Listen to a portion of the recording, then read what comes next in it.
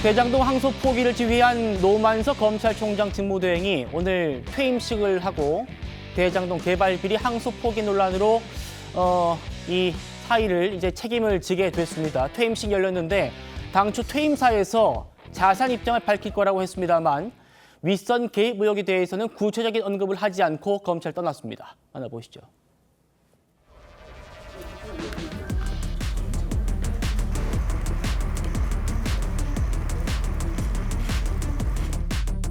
퇴임 소감 한 말씀 부탁드립니다. 성폭기 전말에 대해 설명 좀 부탁드립니다. 이거 저희가 아직 퇴임사를 못 받았는데 주요 내용 한 번만 말씀해 주세요.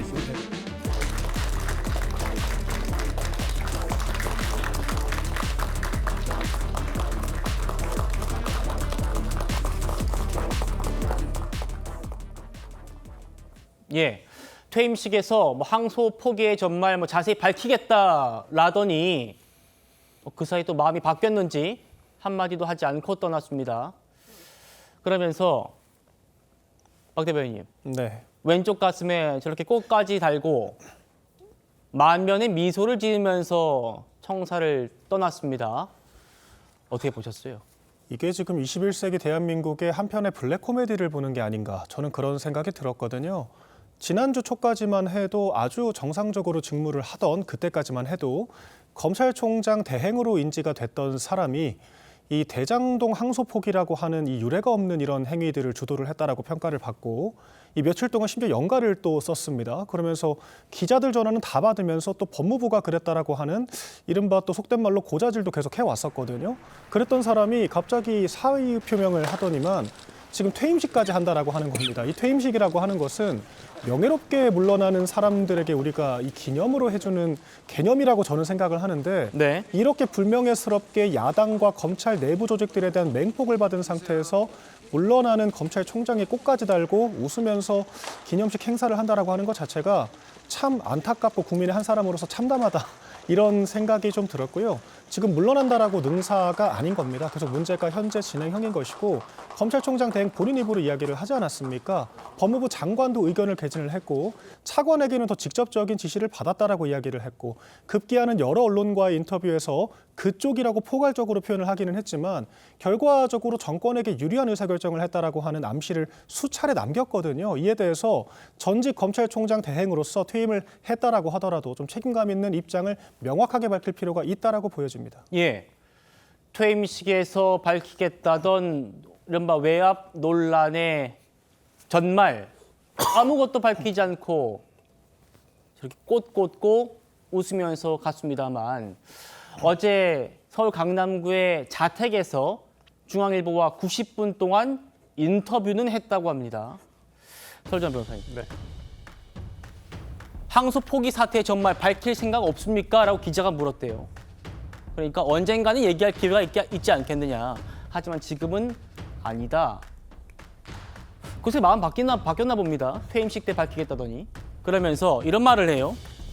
공직자가 위에서 내린 요구를 받아들였으면 그건 내 의견이 되는 것이다. 위에서 내린 요구라는 표현이 있고요. 다음이요. 윗선의 의견을 받아들이고 뒤늦게 이게 외압이다 하면은 원천재 직권남용 남발하지 않겠느냐. 나는 윗선의 의견을 받아들였고 그 순간 내 결정이 됐다. 위에서 내린 요구, 윗선의 의견을 받아들였다. 외압이 있었다는 얘기 아니에요? 그러니까요. 뭐 본인이 무슨 말을 하시는지 잘 모르시고 얘기를 마구 그냥 뭐 생각이 있으신 건지 없으신 건지 좀 두서없이 너무 발언을 하시는 게 아닌가 싶은데요.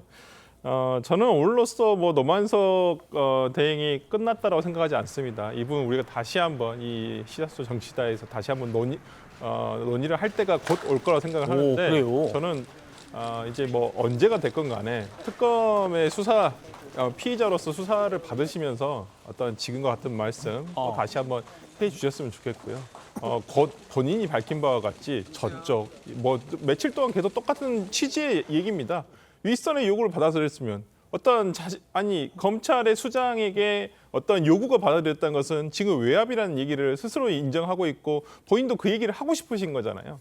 저는 그러한 부분에서 뭐 이 사건이 이대로 그냥 본인의 퇴진으로 끝나지 않을 것이다. 이건 이제 수사를 통해서 이거 누가 과연 항소 포기를 하게끔 했는지 이런 부분에 대해서 밝혀져야 할 것으로 저는 보입니다. 예, 퇴임 시 때 아무 말도 안 했지만 꽃 꽂고 퇴청하면서 웃는 모습으로 나간 건, 그리고 나중에는 언젠가 말할 기회가 있다라고 한 건 외압이 있었다라는 말을 하고 싶었던 것 아닌가, 이런 해석이 뒤따를 수밖에 없어 보이긴 합니다. 차 교수님, 네. 노만석 전 총장 대행의 그간의 말들 한번 같이 볼게요. 수위를 보면 그런 생각이 듭니다. 자, 이 사건이 처음 논란이 돼 거의 초창기였던 9일날 뭐라고 했냐면, 내가 왜 항소 포기를 지휘했냐면 나 중앙지검장과 협의해서 결정한 거다, 이렇게 말했단 말이에요. 근데 하루 뒤에 불과 용산과 법무부와의 관계를 고려했다라면서 말이 바뀌어요. 용산 얘기를 합니다. 그리고 그 다음 날 차관이 3가지 선택지를 제시했는데 그 3가지 모두 다 항소 포기, 한 가지 결론이었다라고 했고, 이틀 뒤에는 저쪽에서 지우려고 해서 내가 참 부대꼈다라는 말도 했고, 그리고 오늘 보도된 거 윗선의 요구를 받아들였다는 말까지. 어떻게 보이십니까? 갈수록 좀 뭔가 이 외압, 윗선 이런 표현들이 또 구체적으로 되는 것 같긴 한데요. 어떻게 보십니까? 결과적으로 봤을 때는 검찰 수장으로서의 직을 그러니까 감당해낼 수 있는 능력과 리더십을 갖추지 못했다는 것을 스스로의 말을 통해서 지금 입증한 것이 아닐까라는 박한 평가밖에 내릴 수 없다는 겁니다. 예. 앞서 뭐 말씀하신 것처럼 지금 말이 바뀐 부분들에 있어서 아주 중요한 지점들이 있는 것이거든요.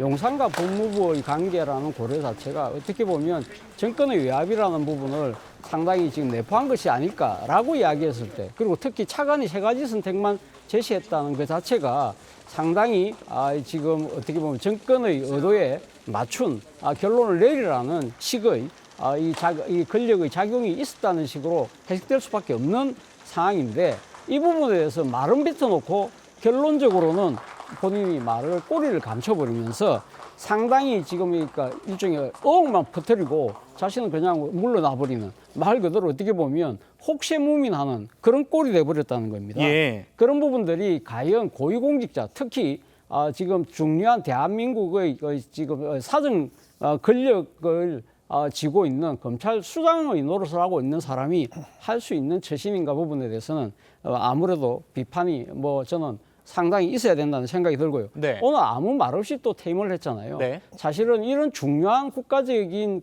이 지금 논란이 벌어진 한가운데 있는 사람이 물론 그 사태에 대해서 자기가 직을 걸고 물러난다고 하더라도 그 저간의 사정은 국민에게 설명한 것이 공직자의 저는 소임이라는 생각이 듭니다. 네. 그런 측면에서 보면 상당히 또 비판받을 대목이 있는 것이고요. 그리고 위선의 의견이라는 표현을 썼는데요. 지금 문제는 그 위선이라는 법무부, 대통령실, 그 법무부 차관까지 아니라고 이야기를 하고 있잖아요.